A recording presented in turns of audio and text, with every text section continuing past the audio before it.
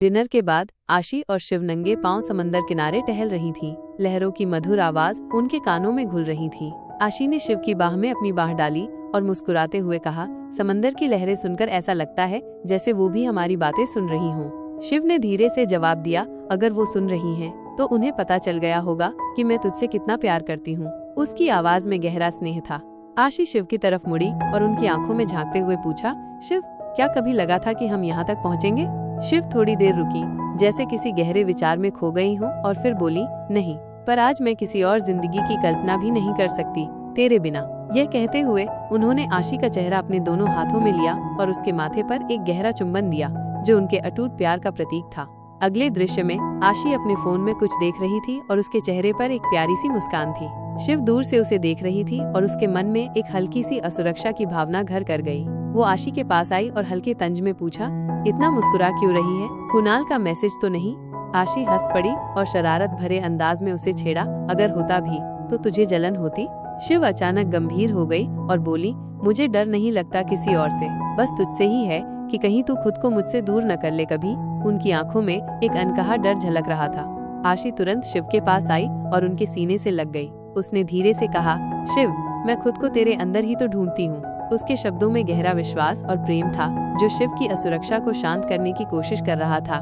रात को दोनों होटल की छत पर एक कंबल में लिपटी बैठी थीं। ऊपर तारों से भरा आसमान था। आशी ने आसमान की ओर देखते हुए कहा, देख, एक शूटिंग स्टार। शिव ने पूछा, क्या मांगा?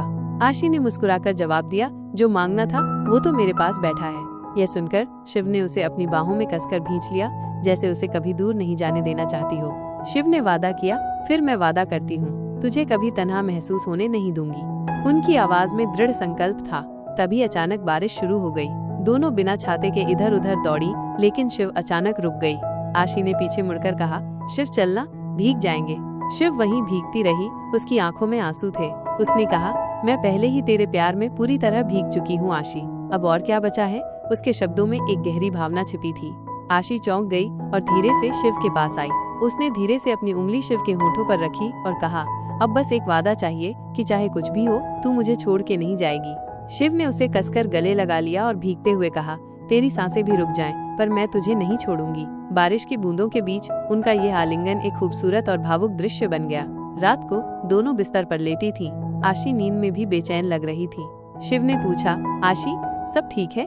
आशी ने धीरे से आंखें खोली और कहा, शिव, मैं डरती हूँ। कभी कभी लगता है ये जो हमारे बीच है ये कोई सपना है और सुबह सब खत्म न हो जाए। उसकी आवाज में गहरी चिंता थी। शिव ने उसका हाथ पकड़ा और कहा, अगर ये सपना है तो मैं कसम खाती हूँ कि मैं इसे हकीकत बना दूंगी, हर रोज, हर सांस में। यह सुनकर आशी ने अपना सिर शिव के सीने पर रख दिया और पहली बार फूट फूट कर रो पड़ी, जैसे उसके अंदर दबा हुआ सारा डर और असुरक्षा आंसुओं के रूप में बह गया हो। अगले दिन आशी अचानक शिव का बैग जिंगलाई कर रही थी और उसे एक छोटी डायरी मिली। उसमें लिखा था, अगर तू कभी पूछे कि मैंने तुझसे कब प्यार करना शुरू किया, तो मैं कहूंगी, पहली बार जब तू मुस्कुराई थी। पर सच ये है, मैं हर बार फिर से तुझसे प्यार करने लगती हूँ जब तू मेरी आंखों में देखती है। ये शिव का एक छिपा हुआ पत्र था जो उसने कभी आशी को नहीं दिया था। आशी भावुक होकर बोली, शिव, तूने मुझे ये पहले क्यों नहीं दिया? शिव ने धीरे से जवाब दिया, क्योंकि मैं डरती थी, अगर तू कभी मेरा प्यार नहीं समझ पाई तो। उसकी आवाज में अभी भी थोड़ी हिचकिचाहट थी। आशी ने शिव की आंखों में देखा और कहा, तू अब मेरी हर धड़कन में बसती है। उसके शब्दों में गहरा प्यार और अपनापन था।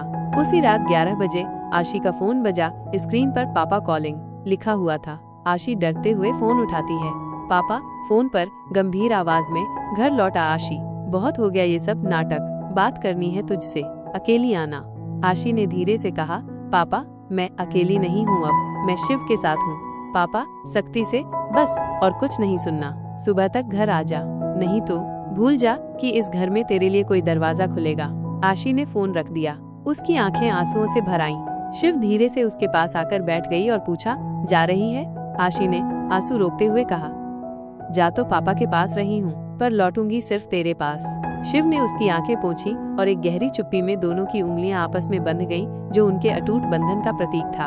अगली सुबह रेलवे स्टेशन पर शिव और आशी एक बेंच पर बैठी थीं। आशी के हाथ में टिकट था। उसने कहा, बस 2 घंटे की बात है, फिर तू मेरा हाथ फिर से पकड़ सकेगी। शिव काफी शांत थी, पर अंदर से टूटी हुई महसूस कर रही थी। उसने पूछा, अगर तू ना लौटी तो? आशी ने शिव के होंठ पर हल्की सी किस की और कहा, तो तू मुझे लेने आना, चाहे दुनिया के किसी भी कोने में हो। तभी ट्रेन का हॉर्न बजा। आशी धीरे से उठी और शिव के गले लग गई। यह एक लंबा मौन अलविदा का आलिंगन था, जिसमें दोनों के दिल की सारी भावनाएं समाई हुई थी। शिव वापस होटल के कमरे में आई। सब कुछ खाली लग रहा था, जैसे आशी के जाने से कमरे की रूह ही चली गई हो। वो बेड पर बैठी और बगल में रखा पोलरॉइड फोटो उठाया। उस फोटो में दोनों हंस रही थी। एक खुशनुमा पल कैद था। शिव ने धीरे से फोटो से बात करते हुए कहा, अब हर सेकंड तुझे गिनकर ही बीतेगा। बस लौट आ आशी, वरना ये शिव अधूरी रह जाएगी। उसकी आवाज में दर्द और बेसब्री साफ झलक रही थी। कैमरा धीरे धीरे जूम आउट होता है और हम देखते हैं कि शिव की आंखें नम हैं, लेकिन उस नमी में भी एक उम्मीद की किरण अभी भी बाकी है, एक विश्वास कि आशी जरूर लौटेगी।